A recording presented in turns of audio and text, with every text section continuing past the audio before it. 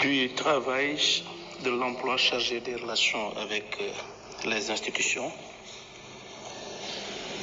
Honorables députés, mes chers collaborateurs,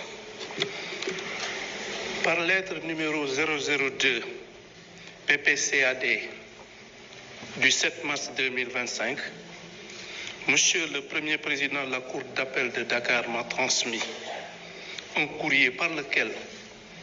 les juges d'instruction en charge des premiers et cinquièmes cabinets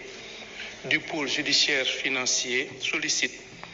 la levée de l'immunité parlementaire du député Moustapha Diop. Ces autorités exposent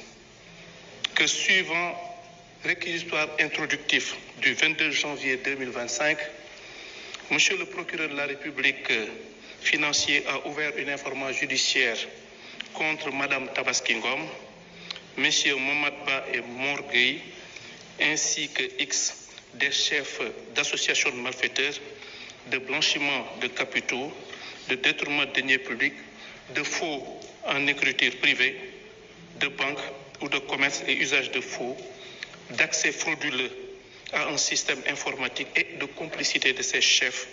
faits prévus et punis par les articles 45, 46, 238, 239, 152, 135, 138, etc. du Code pénal et par les articles 9 et 184 de la loi 2024-08 du 14 février 2024 relative à la lutte contre le blanchiment de capitaux, le financement du terrorisme et la prolifération des armes de destruction massive. Les magistrats instructeurs ont estimé, après analyse du dossier, devoir demander la levée de l'immunité parlementaire du député Moustapha Diop. En effet, au terme de l'article 61 de la Constitution, aucun membre de l'Assemblée nationale ne peut, pendant la durée des sessions, être poursuivi ou arrêté en matière criminelle ou correctionnelle qu'avec l'autorisation de l'Assemblée nationale.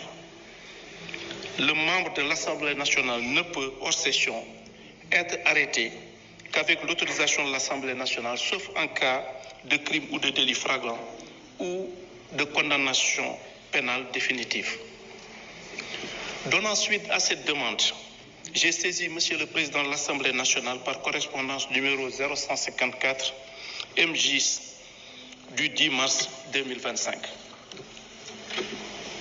S'agissant de la levée de l'immunité parlementaire d'un député,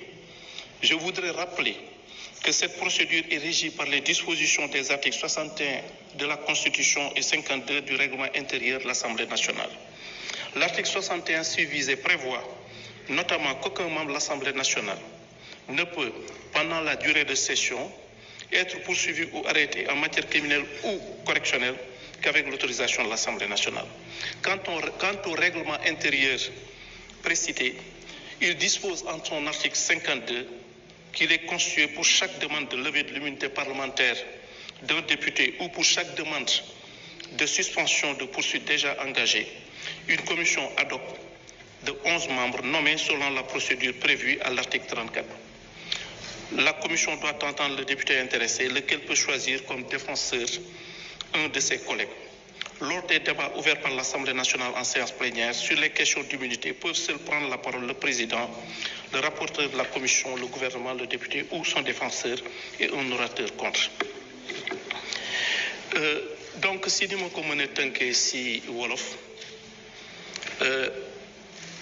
si bataaxal bu ma premier président cour d'appel de Dakar yónnee dafa am ay juges yoo xamee ni ñoom la ñu dénk premier cabinet et cinquième cabinet pôle financier bu Dakar ñuy laaj ñu dindi kiiraayu député honorable député Moustapha Diop que ñoom leeral nañ ni ñu ngi sukkandiku ci seen laaj boobu ci réquisitoire introductif maanaam këyit buñ jot bu bàyyeekoo. Jërëjëf. Voilà, je vous remercie.